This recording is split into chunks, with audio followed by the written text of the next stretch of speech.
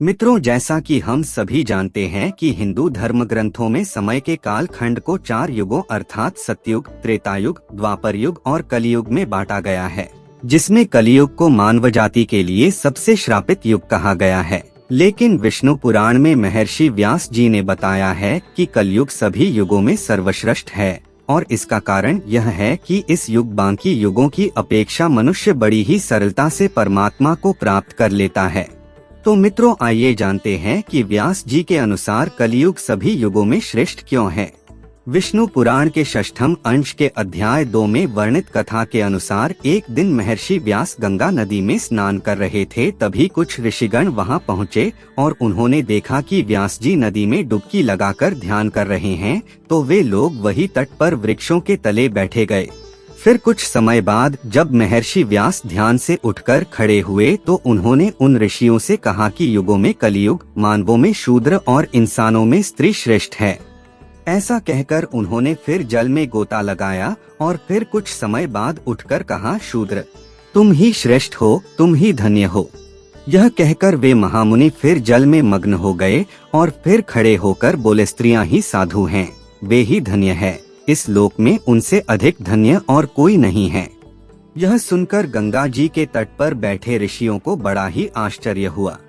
वे सभी आपस में बात करने लगे कि अब तक तो हमने सुना था कि युगों में कलयुग सबसे श्रापित युग है और जातियों में ब्राह्मण श्रेष्ठ है, जबकि इंसानों में पुरुषों को श्रेष्ठ माना जाता है, तो फिर व्यास जी ने ऐसा क्यों कहा।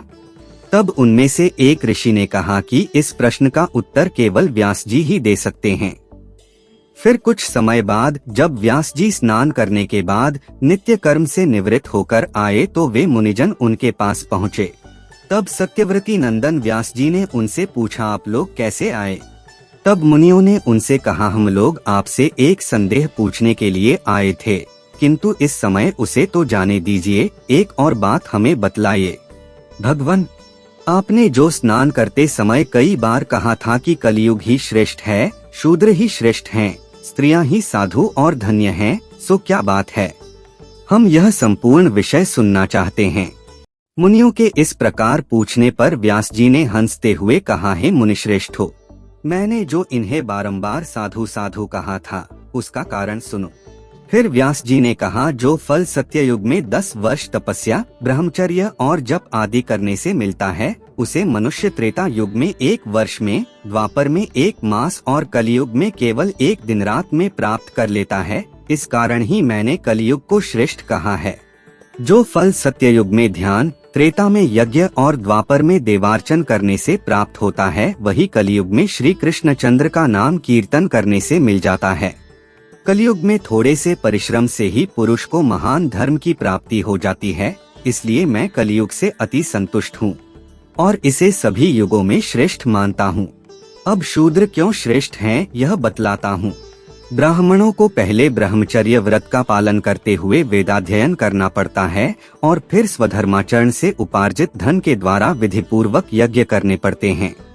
इसमें भी व्यर्थ वार्तालाप, व्यर्थ भोजन और व्यर्थ यज्ञ उनके पतन के कारण होते हैं, इसलिए उन्हें सदा संयमी रहना आवश्यक है। सभी कामों में अनुचित करने से उन्हें दोष लगता है, यहाँ तक कि भोजन और जल आदि भी वे अपने इच्छानुसार नहीं भोग सकते, क्योंकि उन्हें संपूर्ण कार्यों में परतंत्रता रहती है। इस प्रकार वे अत्यंत क्लेश से पुण्य लोकों को प्राप्त करते हैं। किंतु जिसे केवल मंत्रहीन पाक यज्ञ का ही अधिकार है, वह शूद्र द्विजों की सेवा करने से ही सद्गति प्राप्त कर लेता है, इसलिए वह अन्य जातियों की उपेक्षा धान्यतर है। हे मुनि, शूद्र को भक्ष्याभक्ष्य अथवा पेयापेय का कोई नियम नहीं है, इसलिए मैंने उसे साधु कहा है। और अब स्त्रियों को किस लिए श्रेष्ठ कहा यह बतलाता हूँ। पुरुषों को अपने धर्मानुकूल प्राप्त किए हुए धन से ही सर्वदा सुपात्र को दान और विधि पूर्वक यज्ञ करना चाहिए। जैसा कि आप सभी जानते हैं कि इस द्रव्य के उपार्जन तथा रक्षण में महान क्लेश होता है और उसको अनुचित कार्य में लगाने से भी मनुष्यों को जो कष्ट भोगना पड़ता है, पुरुषगण इन तथा ऐसे ही अन्य कष्ट साध्य उपायों से क्रमशः प्राजापत्य आदि शुभ लोकों को प्राप्त करते हैं। किंतु स्त्रियां तो तन्मन वचन से पति की सेवा करने से ही उनकी हितकारिणी होकर पति के समान शुभ लोकों को अनायास ही प्राप्त कर लेती है, जो पुरुषों को अत्यंत परिश्रम से मिलते हैं। इसलिए मैंने तीसरी बार यह कहा था कि स्त्रियां साधु हैं। इसके अलावा महर्षि व्यास जी ने बतलाया कि जिन पुरुषों ने गुणरूप जल से अपने समस्त दोष धो डाले हैं, उनके थोड़े से प्रयत्न से ही कलयुग में धर्म सिद्ध हो जाता है, और शूद्रों को द्विज सेवा परायण होने से और स्त्रियों को पति की सेवा मात्र करने से ही अनायास धर्म की सिद्धि हो जाती है। इसलिए मेरे विचार से ये तीनों धान्यतर है, क्योंकि सत्ययुगादि अन्य 3 युगों में भी द्विजातियों को ही धर्म संपादन करने में महान क्लेश उठाना पड़ता है। इतना ही नहीं, इस अत्यंत दुष्ट कलियुग में एक और महान गुण है कि इस युग में केवल कृष्णचंद्र का नाम संकीर्तन करने से ही मनुष्य परमपद प्राप्त कर लेता है। हे मुनिगण, इसलिए मेरी सलाह है कि कलियुग में मनुष्य अपने जीवन को सफल और सुखी बनाने के लिए सदा श्री कृष्ण रूपी हरि नाम का जाप करे और मृत्यु के बाद बैकुंठ धाम में परमपद पाने के लिए अपना मार्ग प्रशस्त करे।